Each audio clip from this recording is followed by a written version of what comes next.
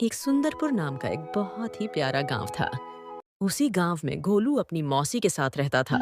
उसकी मौसी की तबीयत थोड़ी खराब रहती थी, इसलिए वह काम करने के लिए भी नहीं जा सकती थी।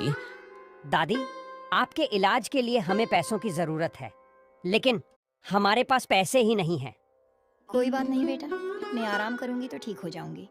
लेकिन हमारे घर में राशन भी खत्म हो रहा है। मुझे इस बात की फिक्र हो रही है। वह बहुत गरीब थे। उनके पास खाने के लिए राशन भी नहीं बचा था। दूसरे दिन रामू घर के बाहर बैठकर सोच रहा था। मैं क्या करूं भगवान, मौसी की तबीयत भी दिन ब दिन खराब होती जा रही है। अगर कुछ हमें खाने को नहीं मिला तो हम क्या करेंगे? चलो बाजार में जाकर देखता हूँ, कुछ खाने को मिल जाए। फिर गोलू बाजार जाने के लिए निकल जाता है। वह बाजार में पहुंच जाता है, लेकिन उसके पास खाना लेने के लिए पैसे नहीं थे। अरे मैं यहाँ आ तो गया हूँ, लेकिन अब मैं खाना कैसे खरीदूं? मेरे पास तो पैसे ही नहीं हैं। गोलू पैसे न होने के कारण उदास हो जाता है। तभी बाजार में एक मालदार व्यापारी आता है और उसकी नजर गोलू पर पड़ती है। गोलू उदास लग रहा था, इसलिए वह व्यापारी उसके पास आता है और कहता है। बेटा, तुम इतने उदास क्यों हो? क्या बताऊं आपको सर, मेरे पास खाना लेने के लिए पैसे ही नहीं है और घर पे मेरी मौसी बहुत बीमार है।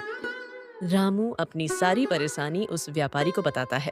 बेटा, तुम इतनी परेशानी में हो तो मेरी ये टोपी मैं तुम्हें देता हूँ। ये टोपी कोई साधारण टोपी नहीं है, ये जादुई टोपी है। इसे पहनकर तुम कुछ भी सच्चे दिल से मांगोगे तो ये टोपी तुम्हें वह लाके देगी। फिर वह व्यापारी अपनी जादुई टोपी गोलू को देता है। लेकिन ध्यान रखना, इस टोपी का गलत उपयोग मत करना। ठीक है सर, आपका बहुत बहुत धन्यवाद। फिर गोलू उस टोपी को पहनकर घर वापस लौट जाता है। गोलू वापस घर आ जाता है और देखता है कि उसकी मौसी की तबीयत और भी खराब हो गई है।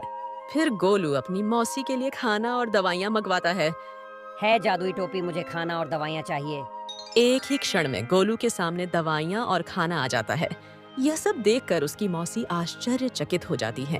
अरे बेटा, ये कैसे हुआ? गोलू मुस्कुराते हुए कहता है। मौसी, यह जादुई टोपी है, इसे पहनकर कुछ भी मांगे तो ये टोपी हमें वह लाकर देगी। फिर उस टोपी की वजह से उनकी सारी परेशानियां धीरे धीरे दूर हो जाती हैं और वह अमीर हो जाते हैं। गोलू की मौसी भी ठीक हो जाती है और फिर वह टोपी अपने आप गायब हो जाती है। फिर वह खुशी से रहने लगते